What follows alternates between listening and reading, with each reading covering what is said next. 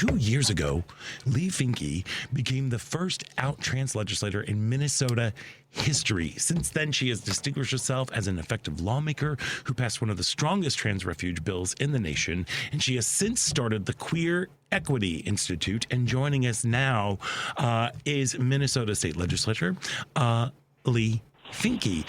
Leigh, thank you so much for joining us today. Oh, thank you so much for the invitation. I'm so happy to be here. Wonderful. And happy belated Pride. Did you have a good Pride celebration?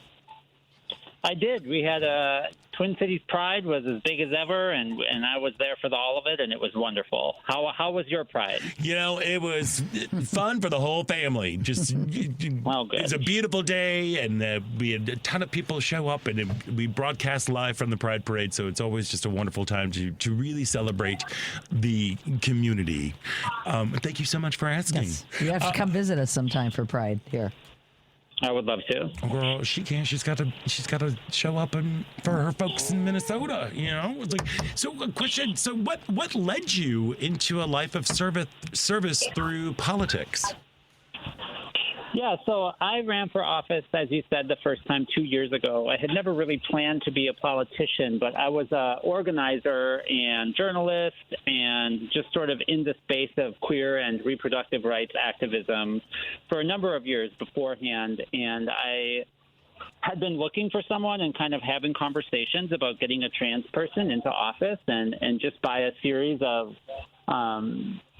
unexpected events, the person who had been in my seat retired after 17 terms, and there was an open seat. So I just decided, why not run for it yourself?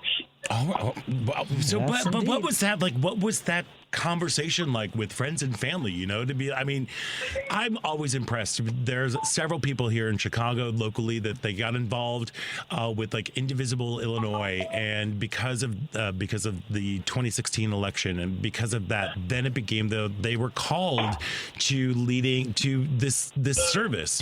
So what sort of conversations did you have with friends and family about like, I'm doing it? Yeah, I talked to a lot of people who I knew who were in office, right? So I had worked around campaigns, and I had friends who were on the city council. I knew close to a friend who was in the Minnesota House at the time, and that was really the primary conversations I had, because I knew that if I ran, I was going to be a first.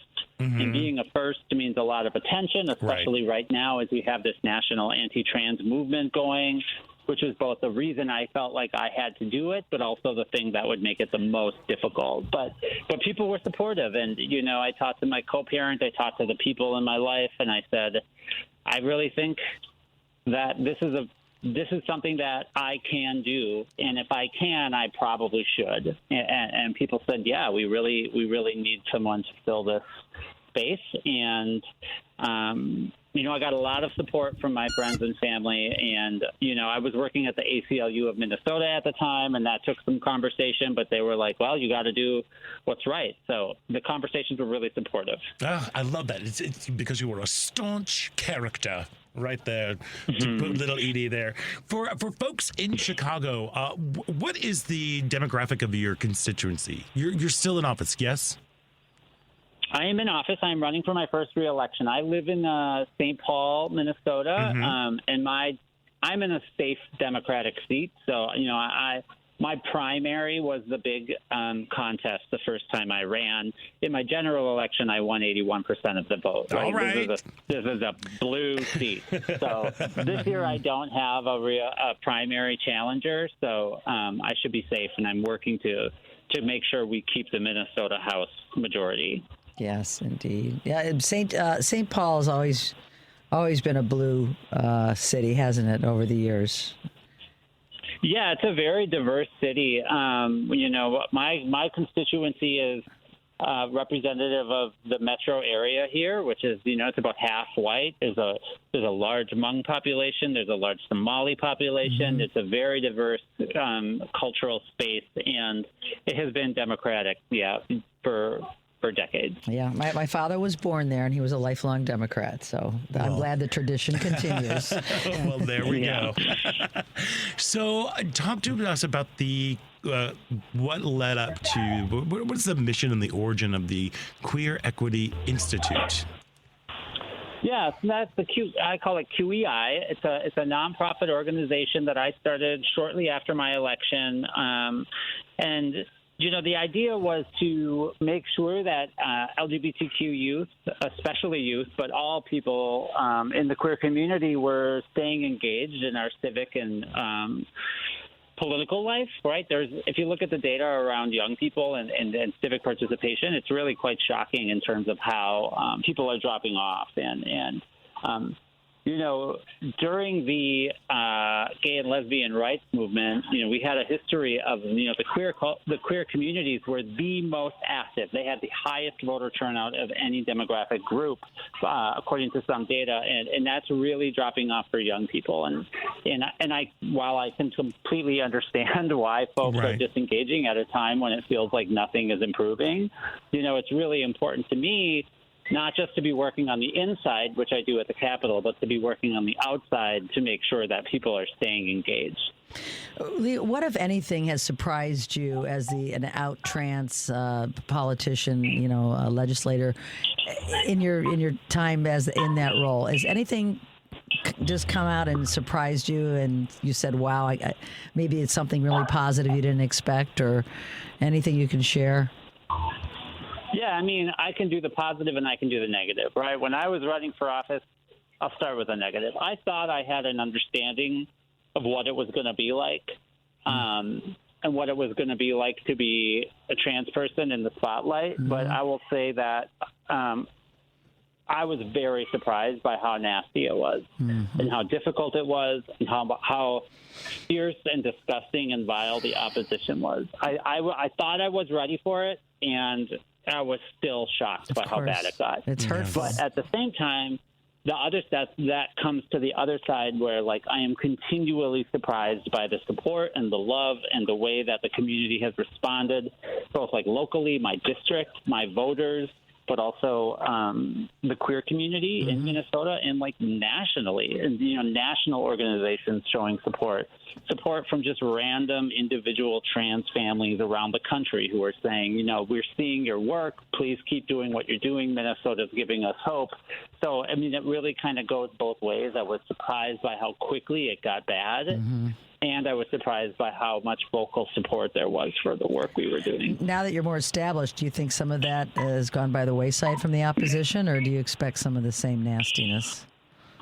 I expect it to be the same. I think that we haven't seen any slowing down in terms of the political value of attacking trans people. I think not until the Republican Party and the conservative movement understands that it's losing politics, that's when it will get better. And frankly, it's not losing politics right now. It's really working for them in the places where they need it to. Yeah. So it's just going to continue.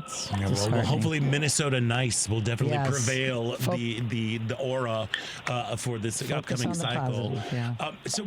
Just to go back to the work that you were talking about with the Queer Equity Institute, you were saying how a number of younger members of the queer community, they are disengaging. How are you going to reach out to them? How is the QEI reaching out to younger voters to remind them, this is important? We need to, start locally, because that will affect, that trickles up, to go into a national thing. What steps is the organization taking? Yeah, so I think that's a really important framing that you said, right? We got to start locally, right? Because in Minnesota, we have a blue trifecta, right? We have the blue majority, and what we did at the legislature these last 2 years, we protected trans and queer people in a way that the state has never done before. And what I'm trying to do at Queer Equity Institute is say, it's really easy to get disengaged. Presidential politics is terrible. The national diet of what our cultural space is right now for trans and queer people is terrible. Yeah. But we need you to stay involved, because we need to continue to do the work we're doing in Minnesota, right? And you don't have to think about that stuff. Just send your House member back.